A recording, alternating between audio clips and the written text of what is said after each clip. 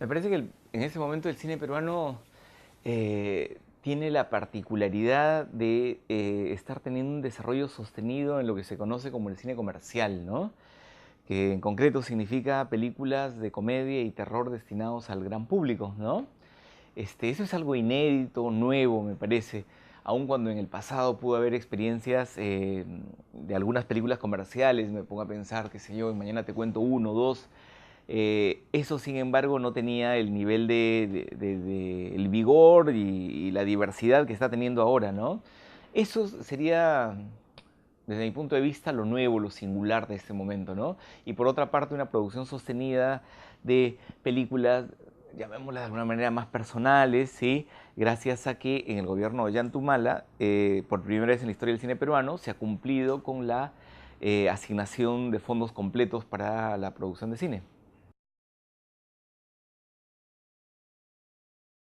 No, es una ley imperfecta para empezar. Es una ley que tiene muchos años, ¿sí?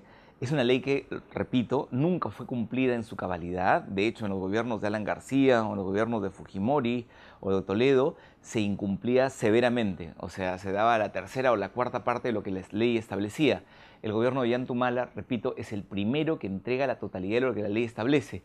Eso permite una producción sostenida, eso permite que DAFO, por ejemplo, tenga un concurso anual con seis largometrajes, cortometrajes, documentales, qué sé yo, distribución, etcétera, etcétera, lo cual está buenísimo, pero lo cual está por debajo de lo que la demanda exige, ¿no? La demanda de la producción nacional, la nueva cantidad de cineastas, y está por debajo de lo que fue un proyecto de ley interesantísimo que promovió el gobierno de Yantumala a través del ministro Peirano, y que cuando ya estaba todo listo para promulgarse, de pronto dio marcha atrás, inexplicablemente, porque, bueno, en ese momento ya no estaba Peirano, estaba la actual ministra, y por lo que se oía o se dejaba entrever, al parecer no quiso confrontar con el ministro de Economía, con quien no hubiera tenido que confrontar, porque suponía la creación de fondos, y supuestamente en el panorama económico actual no se pueden crear fondos, lo cual no es cierto, porque se crean cuando hay decisión y voluntad política, ¿no? Esa otra ley que en algún momento se pensó era una ley muy interesante porque contemplaba la formación de un fondo y que está sustentada en la lógica del cine promueve el cine. Me explico. Si van 1 millón de personas a ver Losers o van o 2 millones de personas a ver, qué sé yo, El Hombre Araña 5, por cada una de esas entradas hay un pequeño diferencial que va a engrosar un fondo que es un fondo autónomo que no depende de la participación y la decisión política de un gobernante de turno y que sirve para formar este fondo que promueve el cine, como ocurre en la mayoría de países modernos, por supuesto, Francia y tal, pero también en Latinoamérica es, me parece, lo que existe en Venezuela, lo que existe en Brasil, lo que existe en Colombia.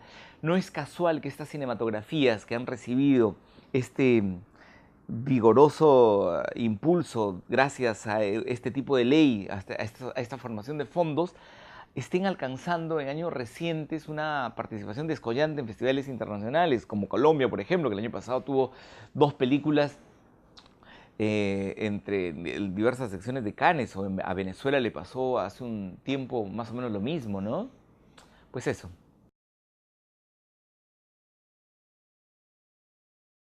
Es que el cortometraje no tiene salas de exhibición, o sea, no existe una reglamentación sobre eso, ¿no? El cortometraje es un ente difuso que se mueve en festivales y tal, y que básicamente, me parece, sirve para el entrenamiento, el afiatamiento de los futuros directores de largos, desde mi punto de vista, ¿no? No es muy realista. Este, algunos documentales se exhiben porque tienen un premio de distribución, porque pueden sintonizar de alguna manera con una preocupación social. Pero bueno, sí, por supuesto, sería deseable que sí, que hubieran más documentales que pudieran exhibirse en salas de cine, claro.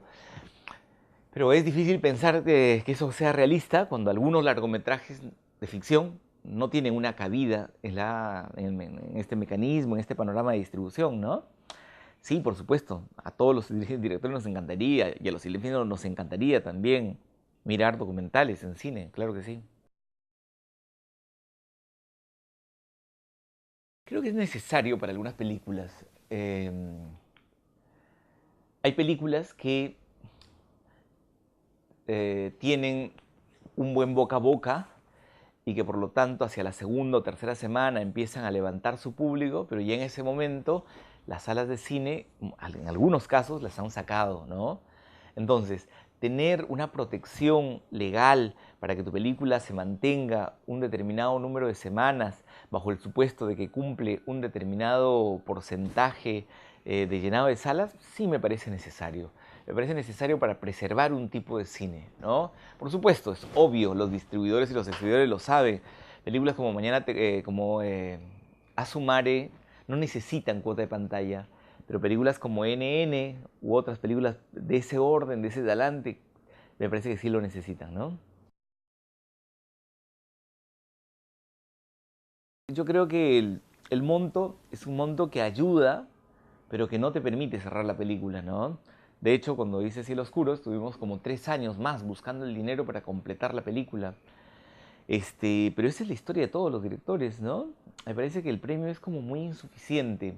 O sea, es importantísimo, por supuesto, sin ese premio no arranca ninguna película, pero me parece que no cubre del todo lo que se necesita.